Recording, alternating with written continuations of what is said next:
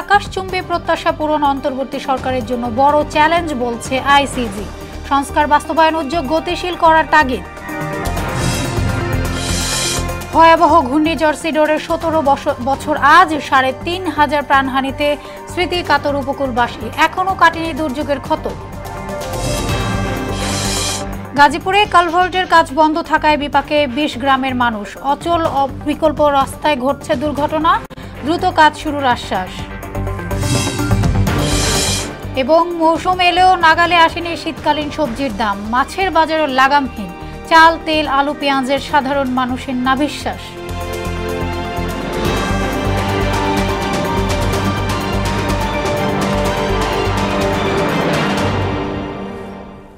আসসালামু আলাইকুম, সবাইকে স্বাগত মোহনা সংবাদে। পুরোটা সংবাদ জুড়ে আমি আছি সোনিয়া ইসলাম।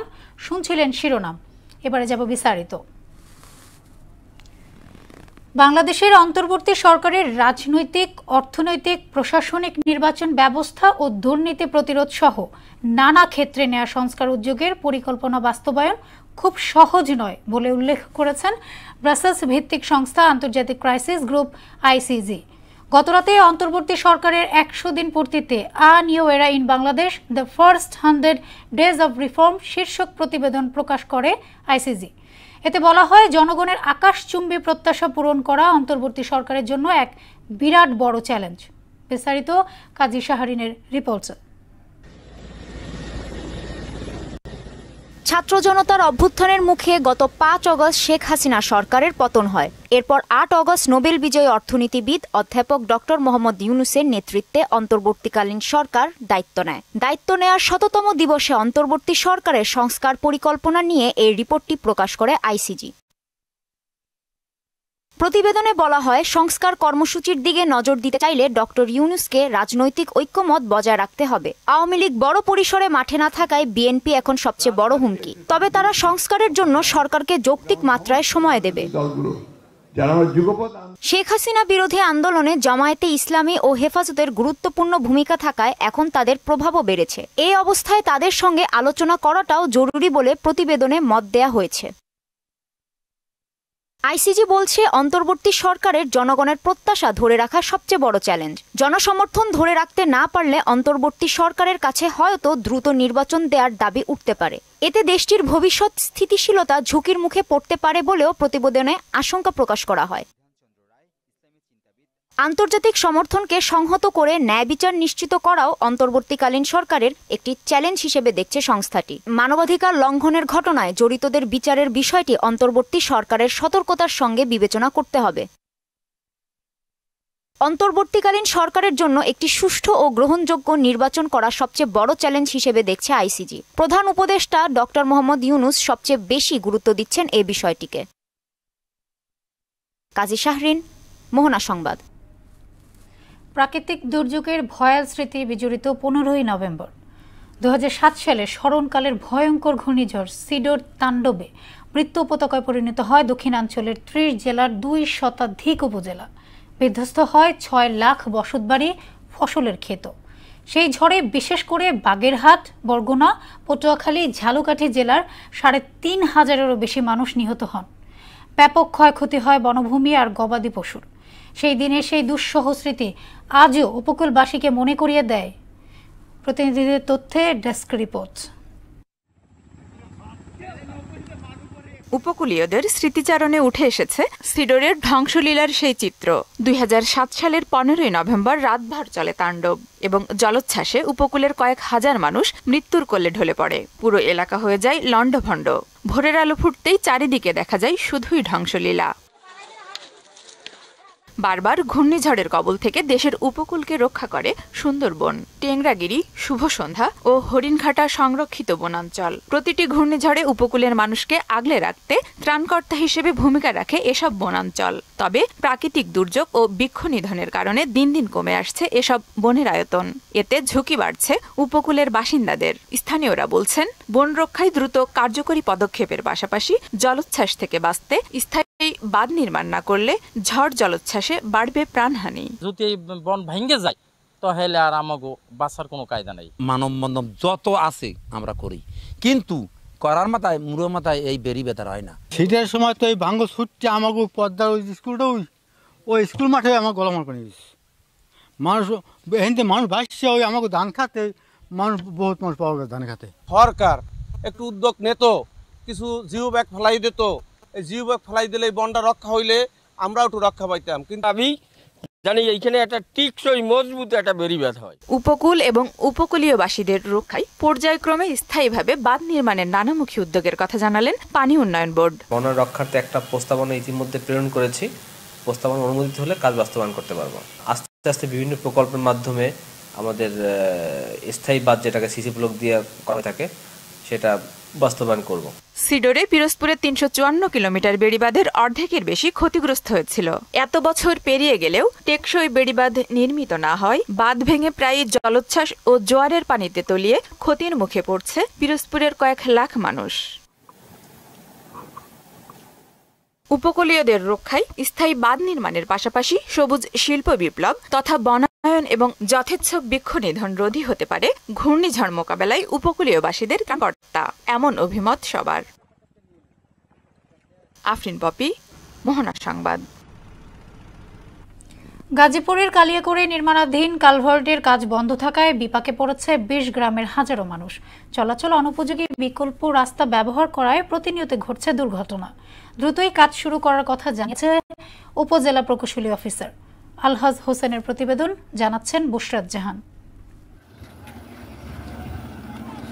কালিয়াকৈর উপজেলার ডুবাইলের ধানতারায় ২০২২ সালে ২ কোটি ১০ লক্ষ টাকা ব্যয়ে কালভার্টের নির্মাণ কাজ শুরু হয়, কিন্তু হঠাৎ করেই অজ্ঞাত কারণে ২০২৩ সালে কাজ বন্ধ করে দেয় ঠিকাদারি প্রতিষ্ঠান। ভাঙ্গুড়ি এলাকায় ১৩.৫০ মিটার রাস্তার কাজ এখনও অসমাপ্ত। প্রায় ১ বছর যাবৎ কাজ বন্ধ থাকায় দুর্ভোগে পড়েছে এ পথে চলাচলকারী ২০ গ্রামের হাজার হাজার মানুষ। হাজারো মানুষের যাতায়াতের কষ্ট লাঘবে দ্রুত কালভার্টটি তৈরি করতে সরকারের কাছে দাবি জানান এলাকাবাসীরা। ব্রিজটা প্রায় ১ বছর যাবত এভাবে পড়ে রয়েছে, মানে কোনো কাজকর্ম করতেছে না। বাচ্চাদের স্কুল নিয়ে যাওয়া হয়েছে, অনেক কষ্ট করে আমরা গেছি, কোনো ইয়ে হয় না। এখন তাড়াতাড়ি আমার কাজ শেষ করে দেন। এই ব্রিজে মনে করেন যে ভাঙার পরে গেছে আর তো কোনো খোঁজ খবরই নাই। মানুষের চলাচল অসুবিধা, দুইটা গাড়ি একসাথে যাইতে পারে না। এখন এই কাজটা তাড়াতাড়ি হয়ে গেলে আমাদের সুযোগ সুবিধা ভালো হবে। যেমন ধরেন এক গাড়ি আসলে আরেক গাড়ি এই জায়গায় দাঁড়িয়ে থাকার লাগে। ইতিমধ্যে দ্রুত কালভার্টটির কাজ পুনরায় শুরু করতে ঠিকাদারি প্রতিষ্ঠানকে জানানো হয়েছে বলে জানালেন উপজেলা প্রকৌশলী অফিসার। পানি থাকার দরুন আমরা ধরতে পারছেন, পানি কমলে আমরা যথাশীঘ্র ওটা শেষ করে দেব এবং লোকজনের ভোগান্তি আমরা কমাইতে পারব। খুব দ্রুত কালভার্টের অসম্পূর্ণ কাজ সম্পূর্ণ হওয়ার মধ্য দিয়ে হাজারো মানুষের যাতায়াতের কষ্ট দূর হবে এমন প্রত্যাশা স্থানীয়দের। বুশরাত জাহান, মোহনা সংবাদ। ২ বছর ধরে ক্রমবর্ধমান উচ্চ মূল্যস্ফীতির সঙ্গে লড়ছে বাংলাদেশ। এখনও সীমিত আয়ের মানুষের নাগালে আসেনি শীতকালীন সবজি। মাছের বাজারও লাগামহীন অবস্থা। চাল, তেল, আলু, পেঁয়াজের বাজারও কাটছে না অস্থিরতা। বাজারের এমন পরিস্থিতিতে সাধারণ মানুষের নাভিশ্বাস অবস্থা। তারা বলছেন এখনও পুরনো সিন্ডিকেটের ভিত নাড়াতে পারেনি সরকার। উষা ফেরদৌসের রিপোর্ট। 20 টাকা 20 টাকা আড়ি আর 20 টাকা আড়ি বেচা হইছে, 15 টাকা আড়ি বেচা হইছে। কৃষকের এই 15 থেকে 20 টাকা লাউ শাক বাজারে ক্রেতা কিনছেন 60 টাকায়। লাউ শাকটা তো হওয়া উচিত ছিল 30 থেকে 40 টাকা, কিন্তু 60 টাকা চাচ্ছে। চালটা ফোড়াইলে একজনের দাঁড় বেশ, এরপর বড় হইলে আবার আরেকজনের দাঁড় বেশ, এরপর আবার যে সময় বেচার সময় ওই সময় আরেকজনের দাঁড় বেছে, এই জায়গায় নিয়ে আবার আরেকজনে বেশ।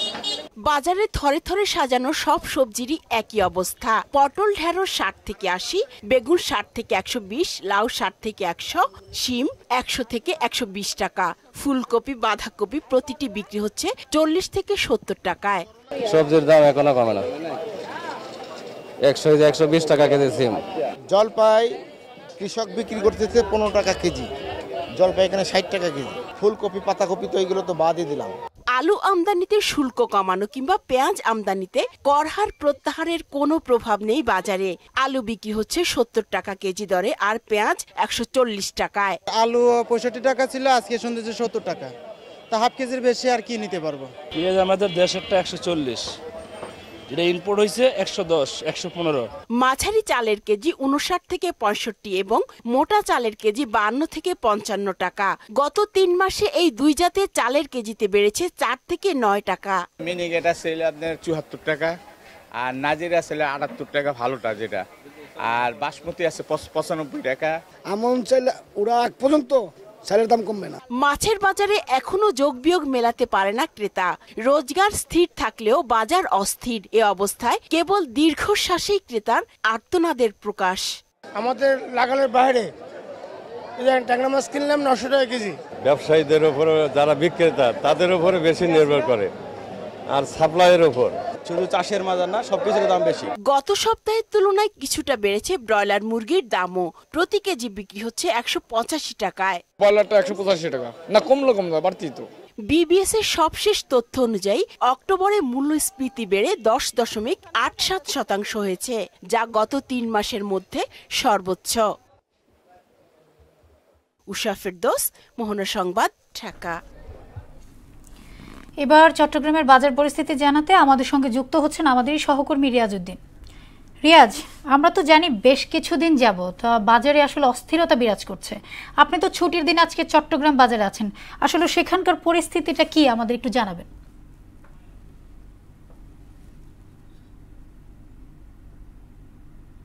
আমি এই মুহূর্তে আছি কাজীরদির যে কাঁচা বাজার, সে কাঁচা বাজারে আমি সকাল থেকে আসলে নগরের বিভিন্ন বাজারে গিয়েছি। যেটা দেখতে পেয়েছি আসলে যে শীতকালীন যে সবজি সেটার সরবরাহ ধীরে ধীরে বাড়তে শুরু করেছে। তবে যেভাবে সবজি সরবরাহ হচ্ছে সেভাবে কিন্তু আসলে দাম কমছে না, এমনটা আসলে আমরা দেখতে পেয়েছি। এবং গত সপ্তাহের তুলনায় এ সপ্তাহে যদি একটু সবজির কথা বলি, প্রায় প্রতিটি সবজিতে 20 থেকে 30 টাকা কমেছে। তবে যে শীতকালীন সবজিগুলো আসছে সেগুলোর দাম প্রায় 100 টাকার উপরেই বলা যায়। এবং একটু যদি আজকের সবজির দাম বলি, ফুলকপি আসলে বিক্রি হচ্ছে 120 টাকায়, বাঁধাকপি বিক্রি হচ্ছে 80 টাকায়, মূলা বিক্রি হচ্ছে 70 টাকায়, এবং যে বিভিন্ন দেখছেন শীতকালীন সবজি আছে সেগুলো টমেটো বিক্রি হচ্ছে 120 টাকায়, এবং কাঁচামরিচ 120 টাকায়। এখানে একজন সবজি বিক্রেতা আছেন, আমরা একটু যদি ওনার সাথে কথা বলার চেষ্টা করি। আসলে শীতকালে তো সবজি সরবরাহ বৃদ্ধি পায়, তবে দাম কমছে না, এমনটা আসলে অভিযোগ সাধারণ ক্রেতাদের। এটা এই বিষয়ে যদি দাম কমছে না এটা বললে কিন্তু ভুল হবে। দাম অনেকটাই কমছে, কারণ গত সপ্তাহ থেকে এই সপ্তাহে প্রতি কেজিতে 20 থেকে 30 টাকা প্রতি কেজিতে কমছে। দাম কমছে না, এখন আস্তে আস্তে সামনে আর 1 সপ্তাহ 10 দিনের ভিতরে একদম আরো কমে যাবে। এগুলি কেউ খাবে না, সবজির এই পর্যায়ে আসবে, কারণ শীতের আবহাওয়াটা এখন পড়ছে, তো তার কারণে জিনিস সরবরাহ বাড়বে, জিনিসের দাম অটোমেটিকলি কমে যাবে। প্রত্যেকটা কেজি আপনার গত সপ্তাহ থেকে এই সপ্তাহ 20-30 টাকা করে কমছে। যেগুলি শীতকালীন নতুন সবজি এগুলির দাম কমলে একটু আরেকটু কমবে, মানে পুরোপুরি এখনো কমে নাই, আরো কমবে আর কি, এই আর কি। আসলে যেমনটা শুনলেন, শীতকালীন সবজি প্রচুর পরিমাণে আসছে, তবে সামনে শীতকালীন সবজির যে দাম বাড়ার কথা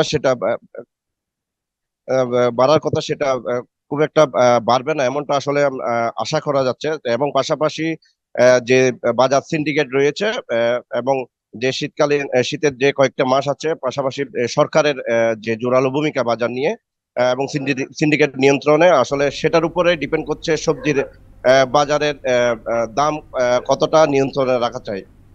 এই ছিল আসলে আমার কাছে চট্টগ্রাম নগরীর কাঁচা বাজার থেকে সর্বশেষ।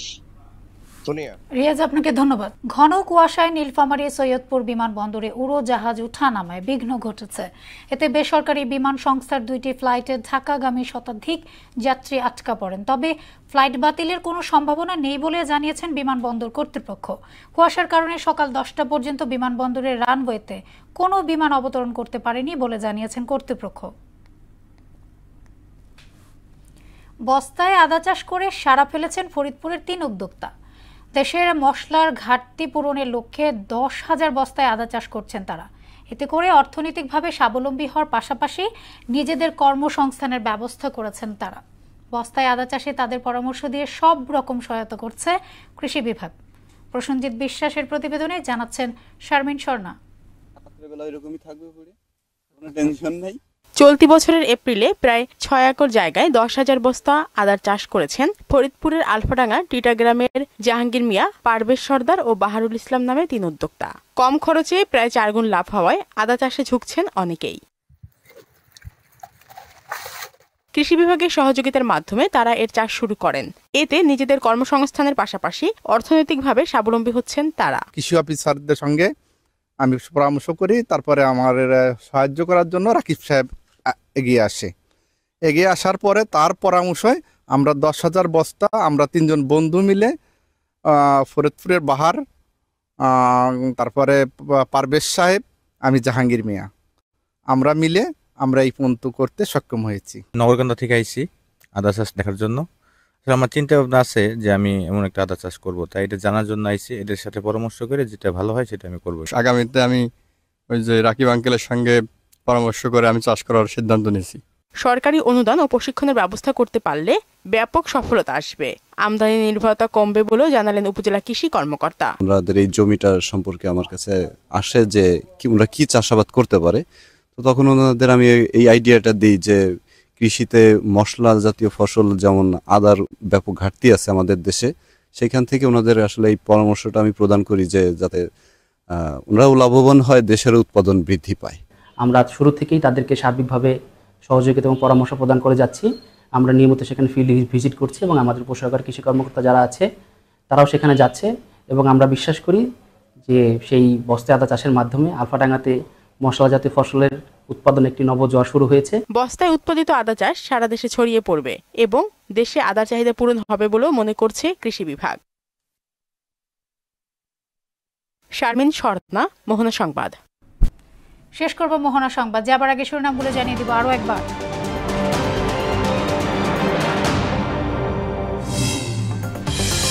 জনগণের আকাশচুম্বী প্রত্যাশা পূরণ অন্তর্বর্তী সরকারের বড় চ্যালেঞ্জ বলছে আইসিজি। সংস্কার বাস্তবায়ন উদ্যোগ গতিশীল করার তাগিদ। ভয়াবহ ঘূর্ণিঝড় সিডরের 17 বছর আজ 3,500 প্রাণহানিতে স্মৃতিকাতর উপকূলবাসী, এখনো কাটেনি দুর্যোগের ক্ষত। গাজীপুরে কালভার্টের কাজ বন্ধ থাকায় বিপাকে 20 গ্রামের মানুষ, অচল বিকল্প রাস্তায় ঘটছে দুর্ঘটনা, দ্রুত কাজ শুরুর আশ্বাস। এবং মৌসুম এলেও নাগালে আসেনি শীতকালীন সবজির দাম, মাছের বাজারও লাগামহীন, চাল, তেল, আলু, পেঁয়াজেও সাধারণ মানুষের নাভিশ্বাস।